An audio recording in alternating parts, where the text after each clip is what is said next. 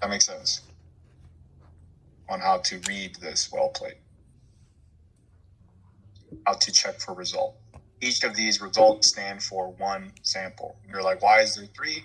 Well, that's the conformity test, right? All of them should be consistent, right? There should be no fluctuation in the result for, because if you're testing for the same sample 3 times, you should get the same result, right? Every time. If there's any type of discrepancy, now you know there might be a problem with it, right? Now, you notice here, there's positive negatives, positive negative controls. We talked about controls. What's the point of control? Why do we need this here? What's the point of that?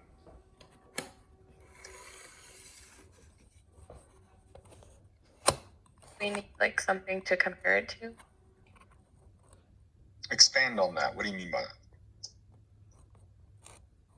that? Like if we're getting certain results, we need to know like how did it start, what did it originally look like, and if there's any change. And we know like how it would look different.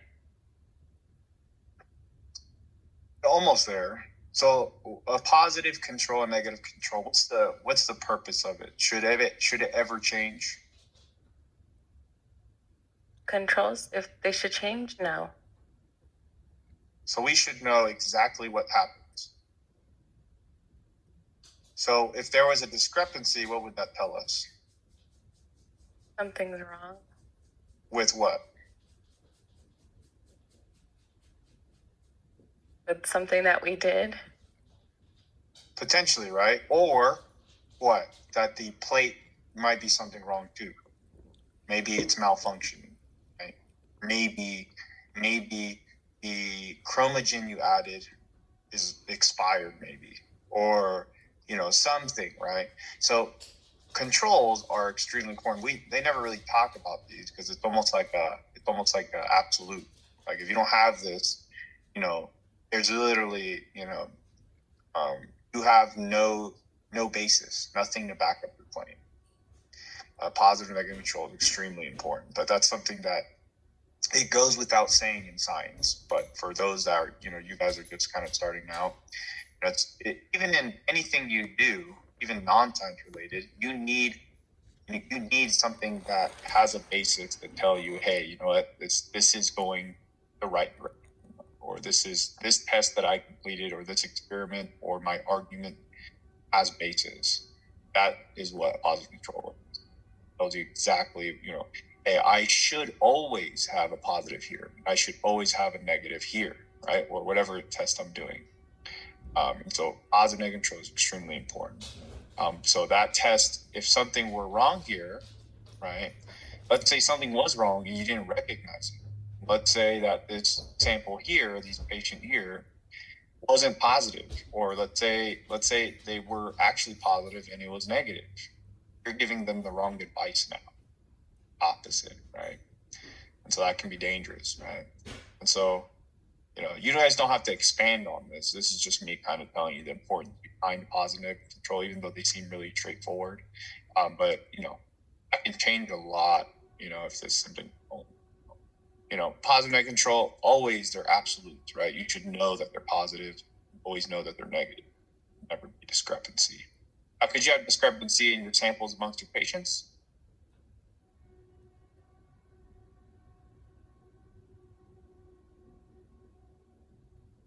In terms of results, people can positive, negative, right? Right? Yeah, people can positive, negative, right?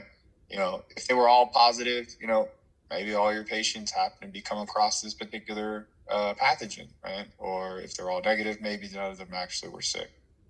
When it comes to the ELISA test, this is what it's doing. This is what it's testing you for. Okay? And again, you can do this with any pathogen, so long as you have the antigen for it, right? You can test it. Okay? You can test to see if your body has a particular pathogen, right? Or you've come across it pretty random.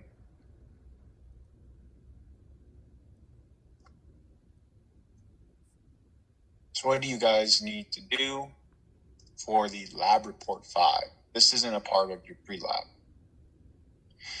But your lab report, you need to write a discussion and conclusion. Needs to be a nice paragraph, maybe 10-ish sentences potentially, or more, 12-ish, two per minimum, right? Potentially. What are you going to write? So this is something that you probably want to write down for yourself. Discuss the results of each patient. What can you conclude for each patient? Which antibodies are they displaying? What should be your interpretation? What would you recommend the patient? These are things you want to ask yourself and write those things based off the scenarios for each you're about to do for the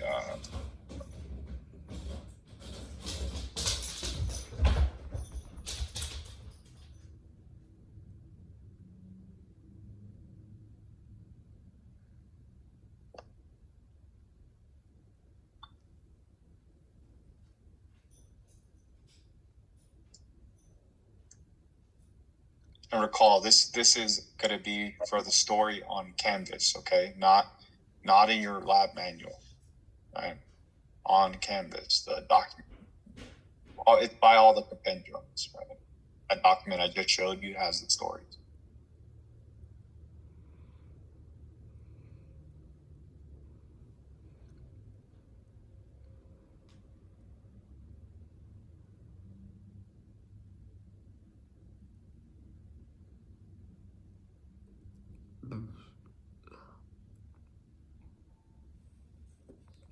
Professor, are you speaking? Because I can't hear anything. I don't know if it's my internet. Can you guys hear me, everyone else? Yes, I can hear. Yeah, it might just be you, Maya. Yeah. It looks like everyone can hear me.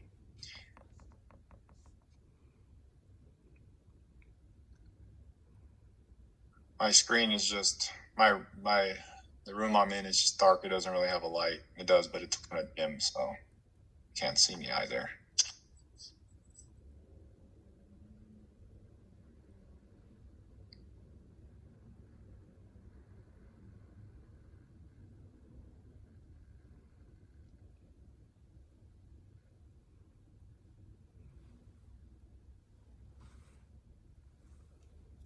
Everyone good? Everyone has it?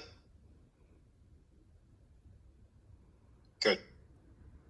So again, how do you read this? Again, positive, negative control, A, B, C, D, E, F. So row B has nothing. And it's on purpose. It's just to separate the sample. It doesn't mean anything. How you guys can do it. All right. Lab 41.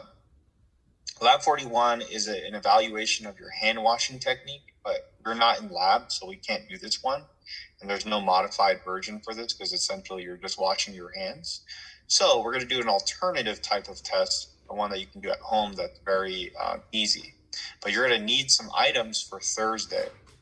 So these are the items you're going to need. You're going to need to find some hand cleansers, maybe 4 or 5 hand cleansers, right? You can use the same items if you need, a soap from your bathroom, a soap from your kitchen, maybe a hand sanitizer that you always carry with you. That's 3 right there. And just try to find one more. I don't know if you can find one more in your house, or if you have to go to work today and they have a hand sanitizer there that has been sitting there, ask them, hey, can I take it for one day on Thursday and then bring it back? Just find another one, right? Typically nowadays everyone has, Now you're going to need some water as well. So you're going to need probably, a gallon of water. Tap water is fine. Doesn't need to be sterile or DI water, just some regular old tap water. What else you're going to need is a bowl. A bowl that maybe is just plastic or paper Dixie cup bowl. That little Dixie type bowl. You don't want to use anything that is like your own home appliance. You don't want to use like your bowls, like the ones you use every day. Not that we're doing anything that is, contamination, or we're not even working with bacteria directly or anything like that. It's actually a very simple test. I just rather you guys not use your at-home things, like any type of. What else you're going to need is a hand towel. You're going to need, most importantly, you're going to need ground pepper. If you don't have ground pepper, which all of you should have pepper, right? I guess not technically. Hope you guys have pepper. Ground pepper, regular ground pepper, the one you use every day probably. And if you don't have that, you can get like dried basil.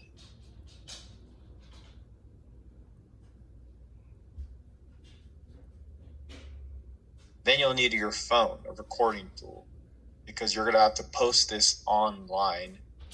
You're going to video it, and then you're going to have to send it to us via Instagram. We have an Instagram for our platform.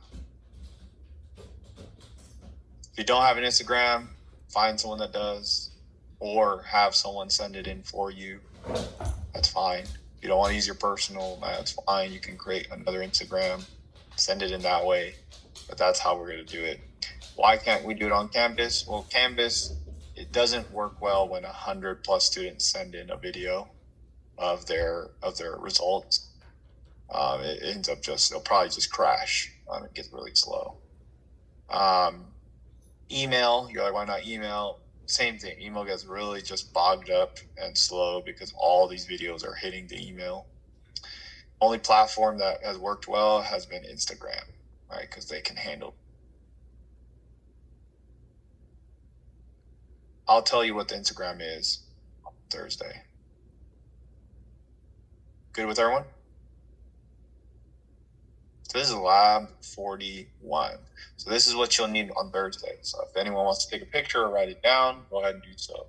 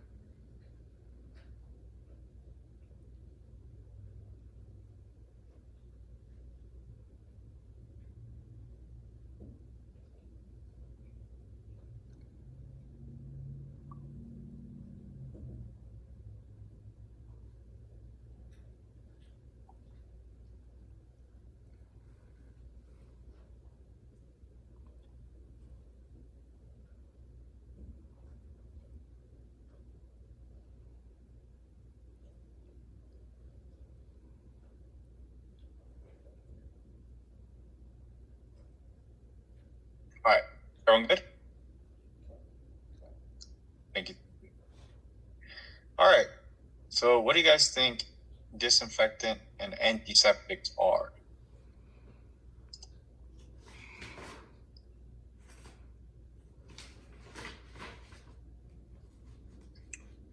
Like cleaning supplies, but they kill like viruses and other organisms.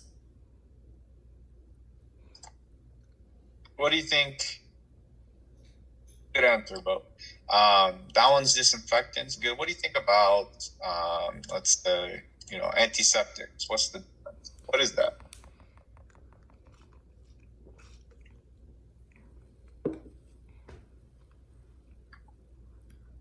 Precautions. I think it prevents like things from sticking to like bacteria or whatever. One more time. Sorry, I don't know why it cut off. I said I think it prevents like bacteria or viruses from like adhering to certain things? Can be. But what do you think the use is for? So Lysandra got the disinfectant, chemical-based substances that they're typically used for inanimate objects or surfaces. Right? What do you think antiseptics are? They might use it more like on wounds or on the body. Very good, very good. Yes. So antiseptics are a type of disinfectant, but it's used for your skin. Dermal layers or mucosal layers. These are antiseptics that can be used on the skin. They're not typically irritable, right? Disinfectants, these terms get a lot of intertwined and they get kind of misused at times, but disinfectants are things that are typically for surfaces, right? You have disinfectants all at home to clean certain areas and surfaces around your house, right? But that's disinfectants, antiseptic. What about in terms like sterilization, right? Do disinfectants typically sterilize surfaces? What's sterilization?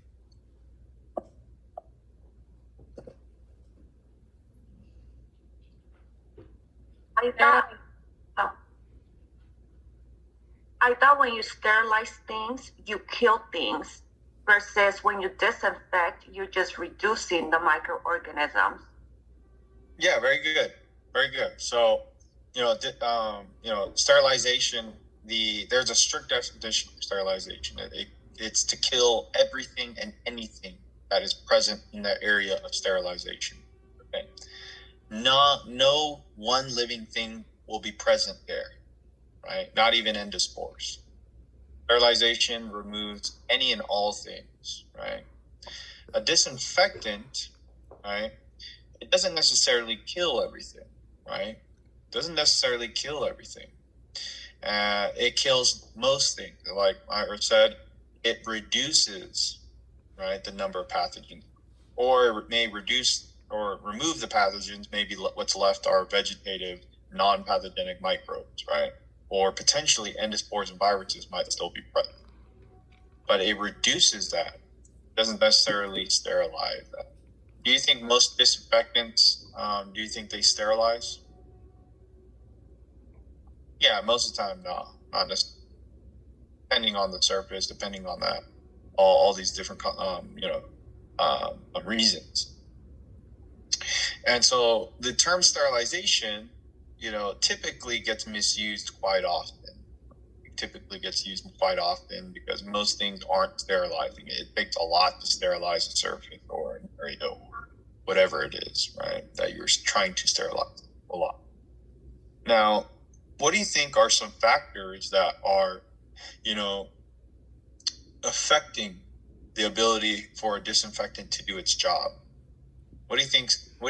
What are some types of things that can affect a disinfectant quality of, or their efficiency?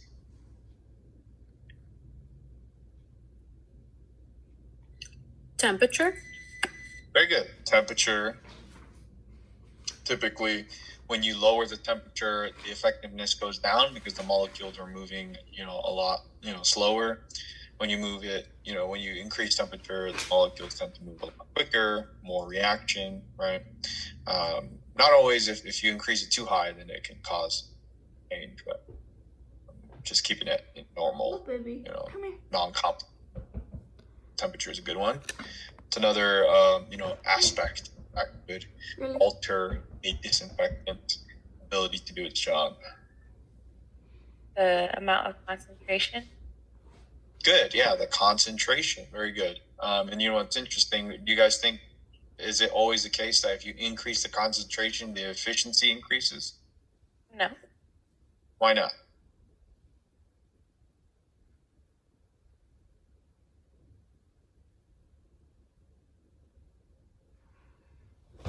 Not exactly sure. I just know that you have to have the right amount of everything for it to work properly. Yeah. So, it's hard to think of, but if you think about it, let's say, for example, alcohol. What do you think is better, a lower percentage alcohol or a higher percentage alcohol? Antiseptic.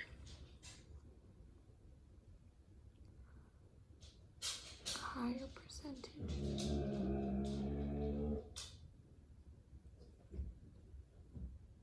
It's a trick Be a question. lower. So it's a trick question, so go with your gut.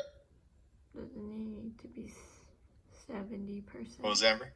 I think it depends on what you're trying to kill. I think someone else was gonna say something. Was Alex? Who was gonna say something?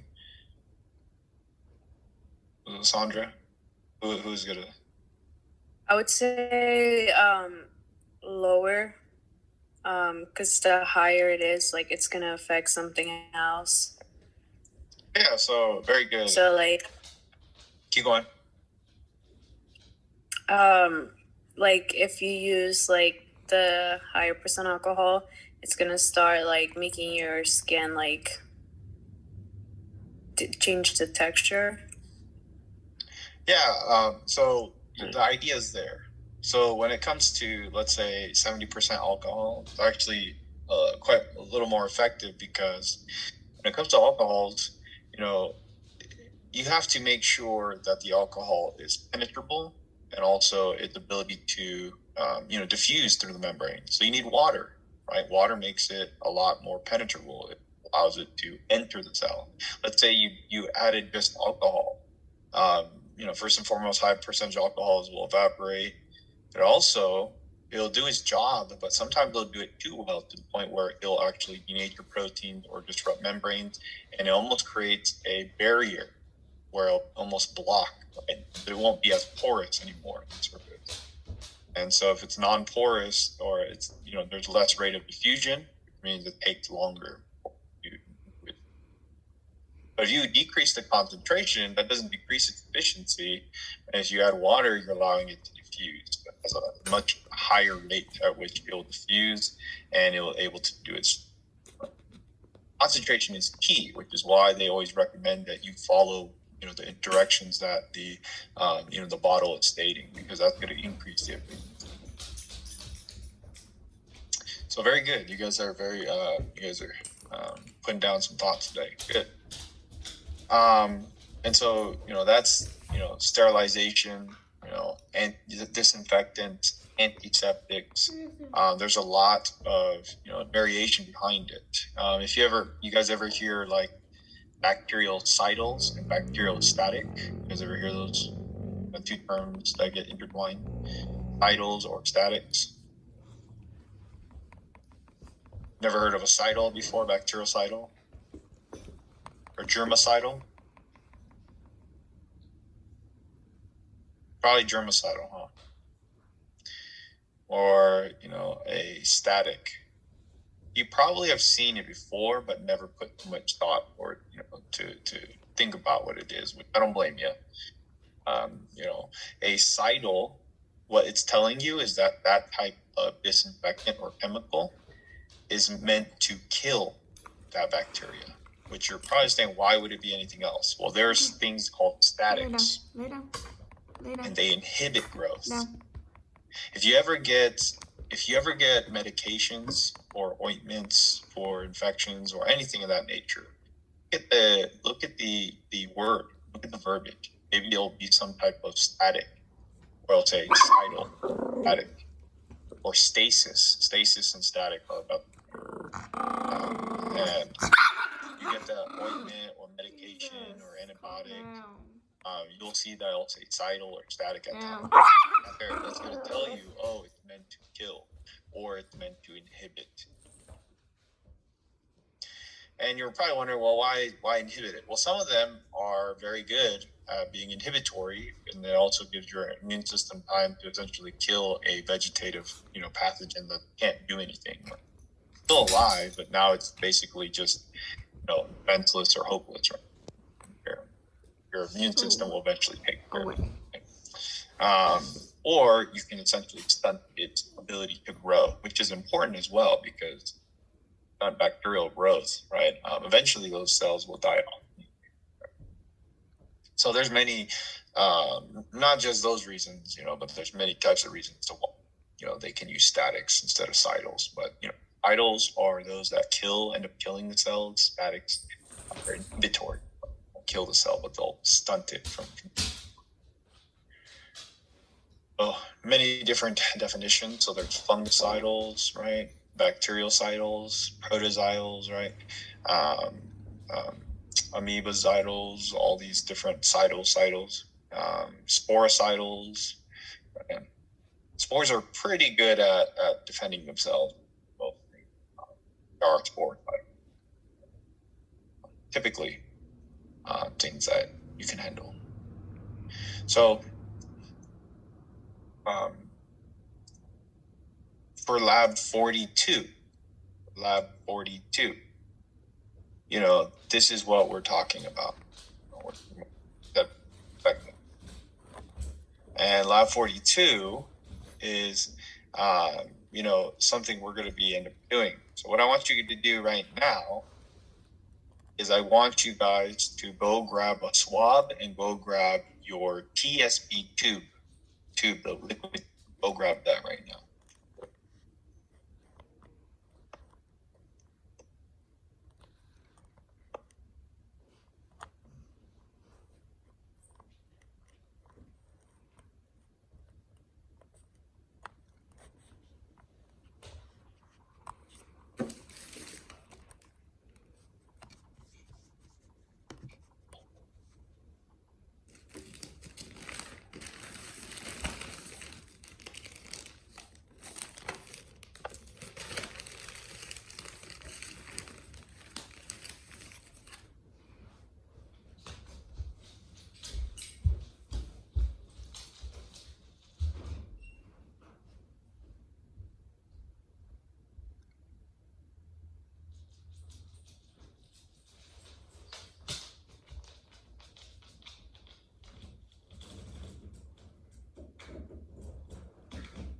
So once everyone's back, I'll explain what to do, which I'm sure you guys are already aware of what to do, but I'll just provide some guidance real quick before you guys begin.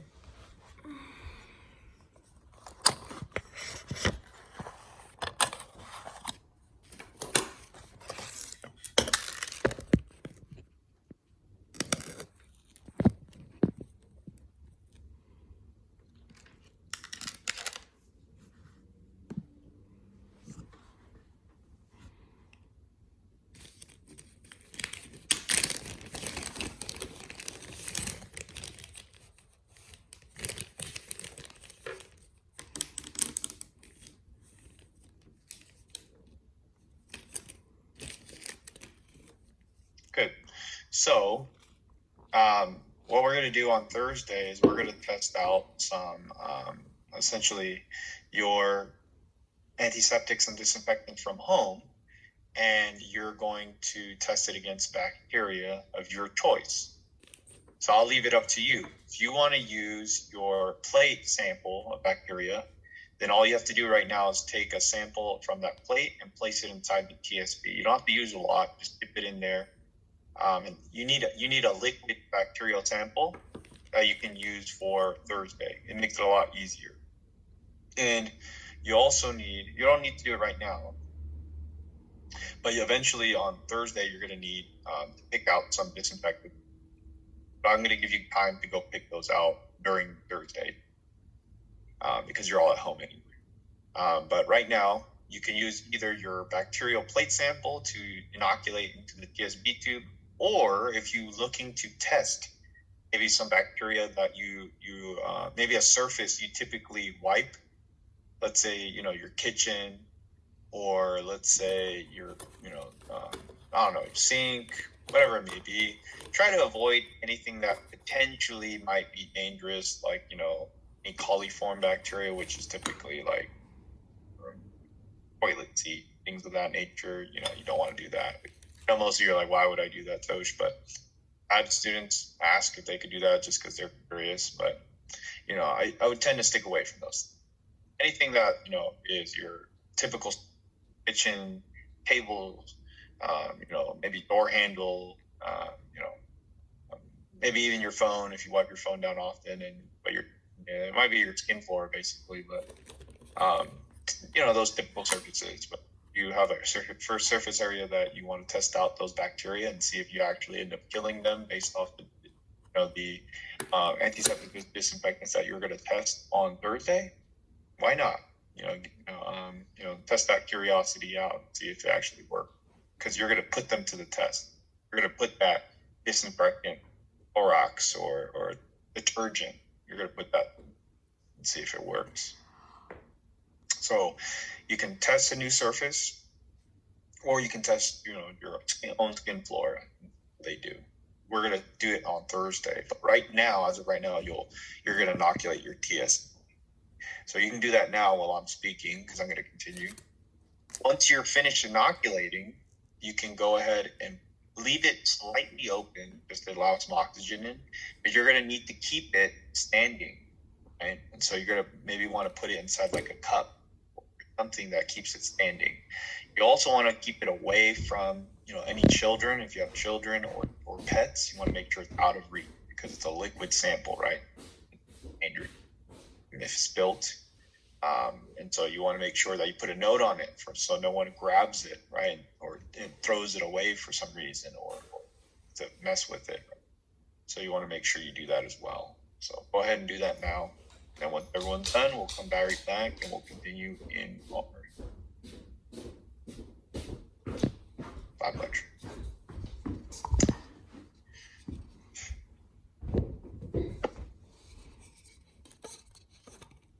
Go away.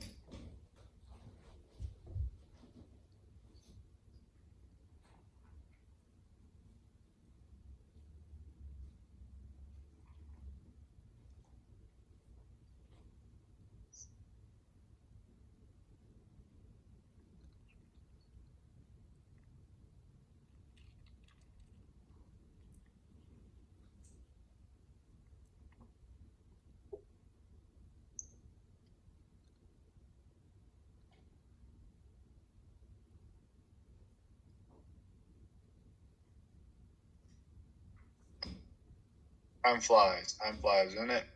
We're already almost at Thanksgiving, y'all.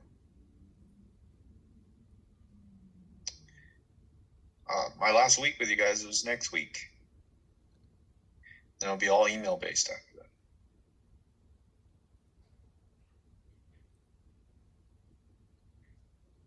No tears, guys, all right? All right, not yet. It's cool. Still got 2 more weeks. Right?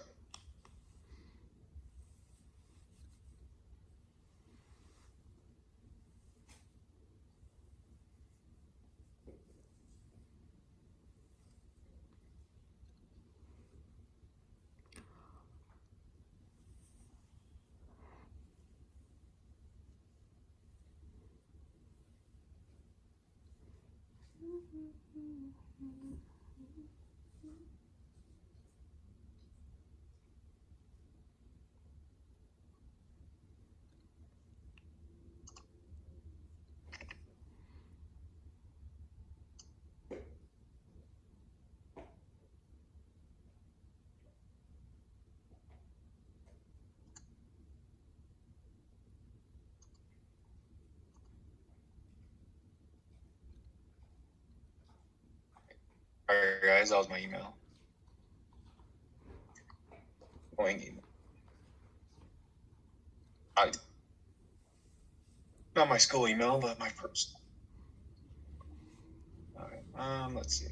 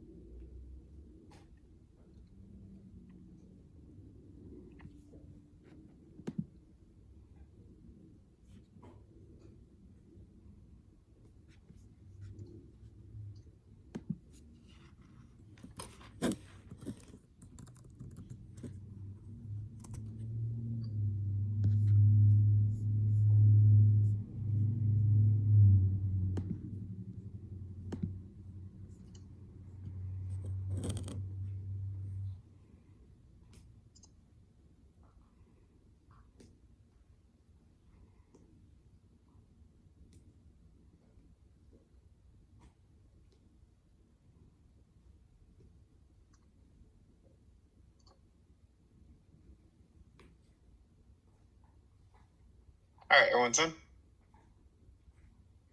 Good.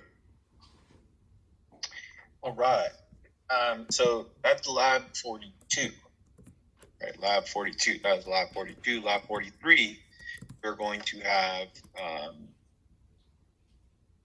lab 43 is going to be a digital lab. It'll be based off antibiotics and antibiotics, the Bauer method. Essentially, what we're going to do for both is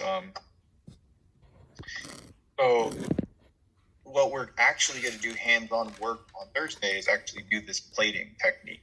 And you're going to essentially take these little tabs that you guys have in like a little baggie. Again, don't do it now. You got to wait till Thursday, so we all have to do it together. You're going to essentially inoculate your plate all over. And then you're going to take these little discs and dip them into your disinfectants of your choice. You're going to place them on there, and you're going to let it grow the plate. And then you're going to come back and you're going to see whether or not the bacteria you chose was susceptible or resistant to the disinfectant you chose.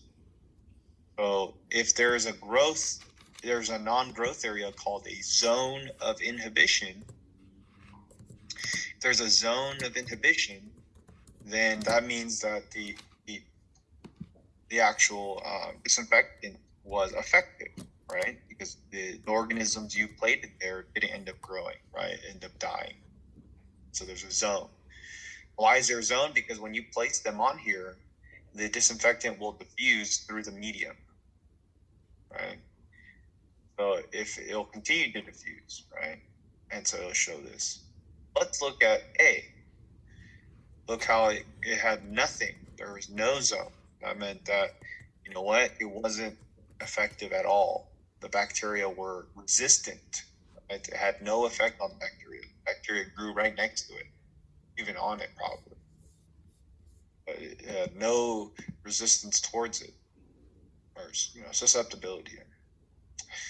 Sometimes though, they can be slightly, right? They're intermediates. So it's kind of a non-growth, right? But it still kind of grew, right? So it's intermediate, right? Based off the sizes of your zone of inhibitions, you will determine whether it is susceptible or resistant. And that's what we're going to do. Same thing applies for lab 43 or 43. And so, this is a non-zone of inhibition, resistant, sensitive. Okay? But lab 43 is a digital lab, so you're not actually conducting it because these are antibiotic discs. Well, we already did that for you. Okay. So this is the plate that you'll be using on Thursday, you know, that last final big plate you have inside your bag? We call that the Mueller-Hinton agar, a Mueller-Hinton plate. It has a low concentration of agar because it's going to help with diffusion of, it's going to help diffusion of your, right? So they're called Mueller-Hinton plate. Right? All right, so let's out scheduling.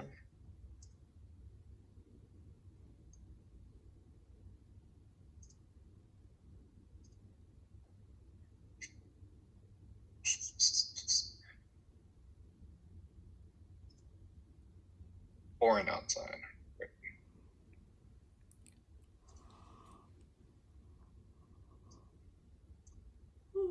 All right, guys, so we're getting there. We're in week 13, guys. Week 13. So we just finished half of 40, 42, 43. And on Thursday, we're going to finish 40, 42, 41, 40, 41, 42, 43. That's what we're going to finish. What you have due on this Friday is lab report 4. Next week, we have lab practical 3. And we'll review that. If we have time on Thursday, we'll review it. And next week, next week we have that, but also next week we're going to actually start, and I'm going to talk about unknown 2. So unknown 2 is going to be starting next week. I will tell you all the tidbits about it, but you guys remember a little bit, or did I talk about it a little bit already? So unknown 2 is a bigger version of unknown 1. So unknown 2, you're actually going to be reporting to me by email. And so after next week, I won't be seeing you guys anymore on Zoom. We won't meet on Zoom anymore. We'll actually only be touching base on email. And during that time, it will be during your actual class hours, you will email me back and forth. And I'm essentially going to test you on results of, certain tests that you have done throughout the semester, right? Unknown 2, might be, biochemical tests that you're doing, gram stain, all these different types of tests that have been, oxidase tests, all the different tests that you have done. And you're also going to have to create your own flow chart. So you guys have to create your own flow chart. And so you guys remember when I gave you the flow chart? You're going to have to make your own, right? And there's no necessarily right or wrong way necessarily. There is technically wrong ways, but there's no necessarily guidance when you're doing it necessarily, because you're going to have to create your own type of flow chart. They all are unique. There have to be right though, right? And I'm gonna show you in practice with you guys, doing unknown flow charts. I'm gonna practice with. Hopefully, we can start practicing this Thursday. Hopefully, we can pick and just that on Thursday. These flow charts. That's the hardest part, and that's the bulk of the points. I would say half of it. Probably is going to be the flow charts are important. The flow chart. I'll tell you right now. Once you pass the flow chart, because you have to send me the flow chart, I correct it. If it's wrong, I send it back to you and knock points so you get it right. Once you have the flow chart, it's almost a walk in the park after that. I won't say it's simple, but you reach the hardest part, and now you've done all the work, and now you have to solve your unknown based off your flow chart. So that typically is the easier part for students.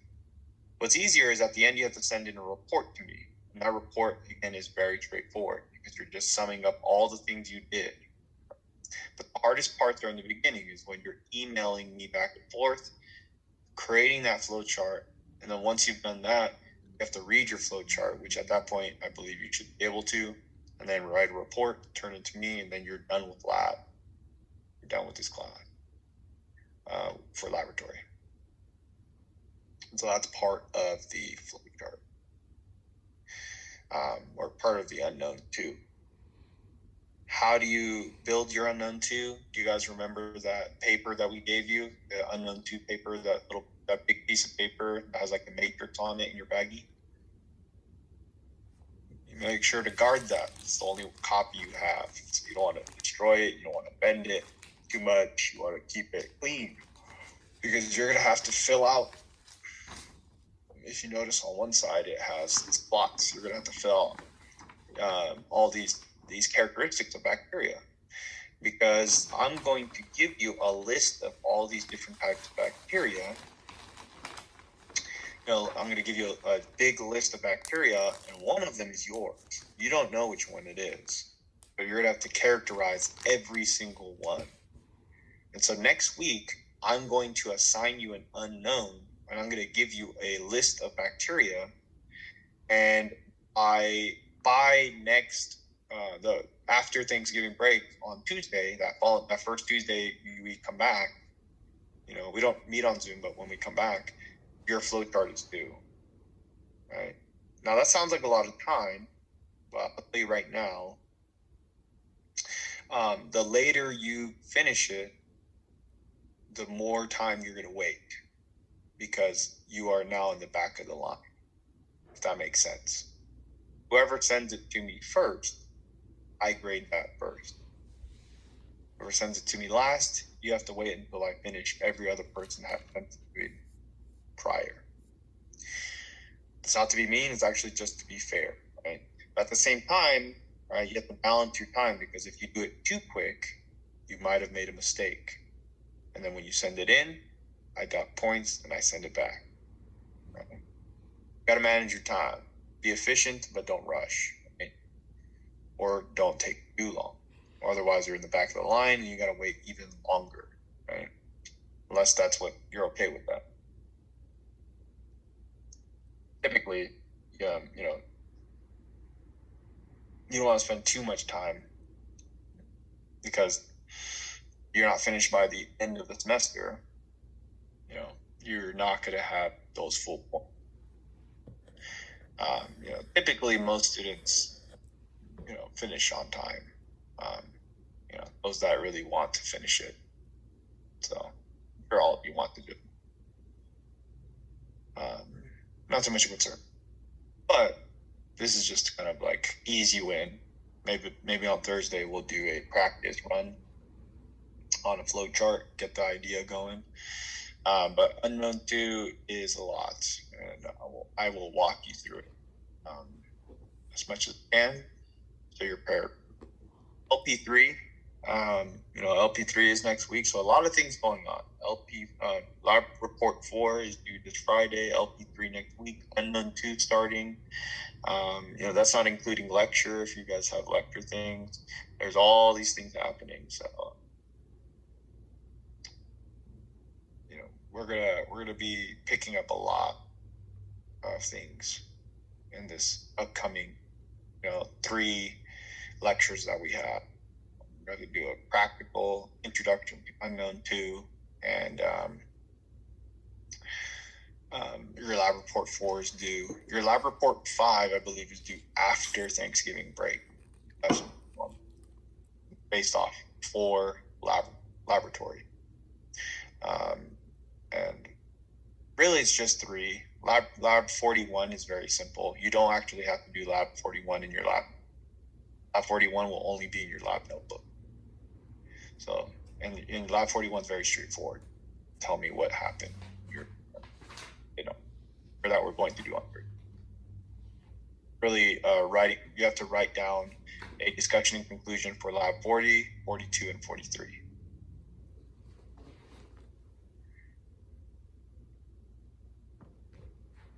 All right. I know a lot to take in. Does anyone have any questions?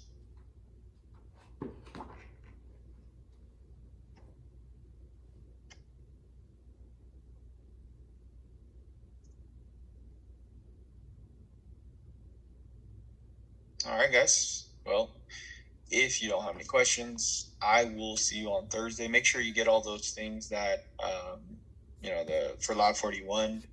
Make sure for your tube, your TSB, You just leave it slightly open, make sure it's kept standing, and make sure it's in a safe place.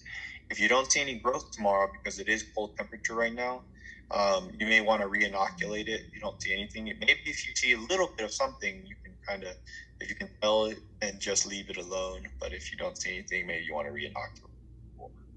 You have your plate as your backup piece, right? So keep that in mind. But if you don't have any more questions, you guys are good to go, and I'll see you guys Thursday. Have a good day.